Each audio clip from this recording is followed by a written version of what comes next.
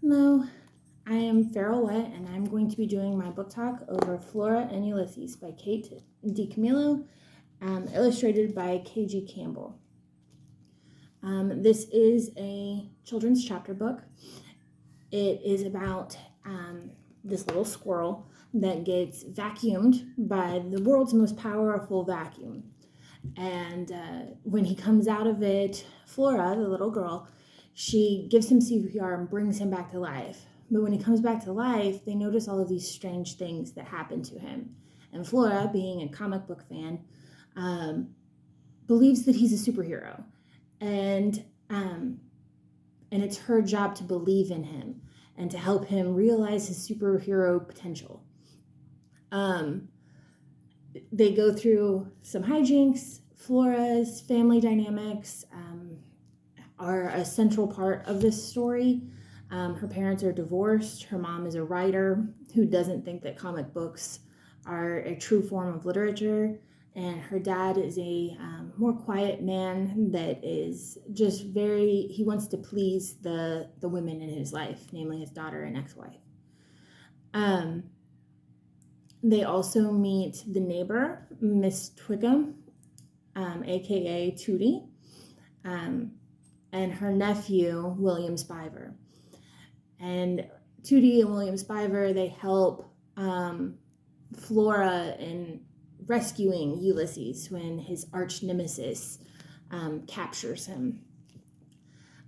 This book was a lot of fun to read.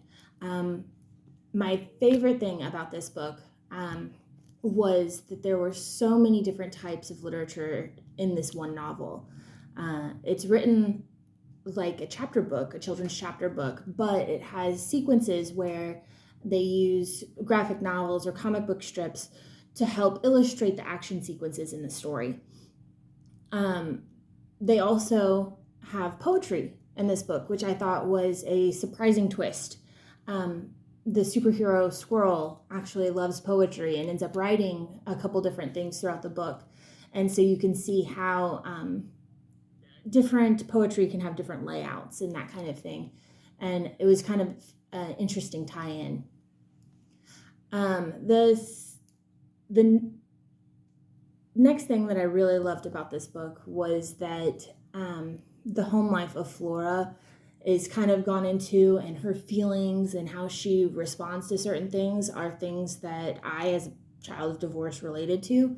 And I think that it's a more realistic book for other children to relate to compared to like Cinderella or Sleeping Beauty, where, Prince comes and gets the girl.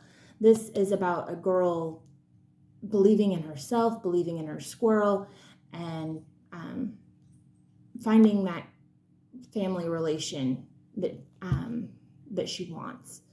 Making friends is another central topic in the book, but it's kind of under everything else because all of these things that are happening are so fantastical that finding the friends in the story is kind of an undercurrent. I also love that this book touches on like being depressed.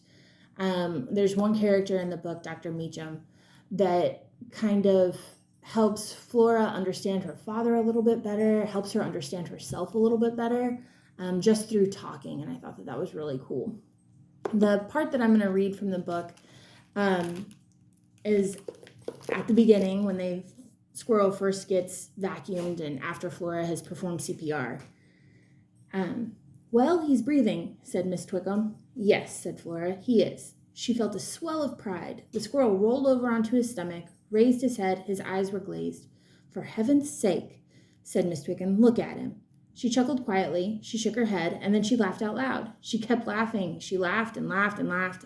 She laughed so hard she started to shake. She was having some kind of fit.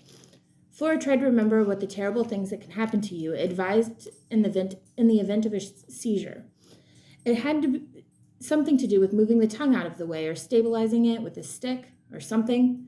Flora had saved the squirrel's life. She didn't see any reason she couldn't save Miss Twickham's tongue.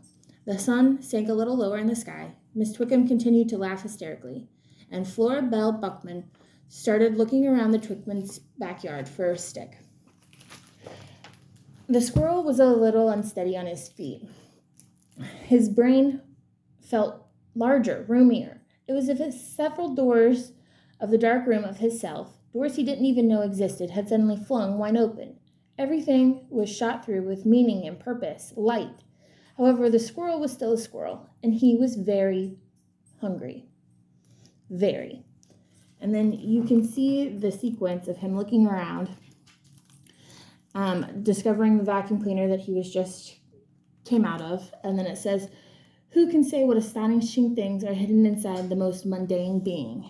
And that's the first crazy thing that they see this squirrel do. He lifts this brand new, huge vacuum cleaner over his head and shakes it out so that he can find food to eat. And that's when the story starts to get really interesting.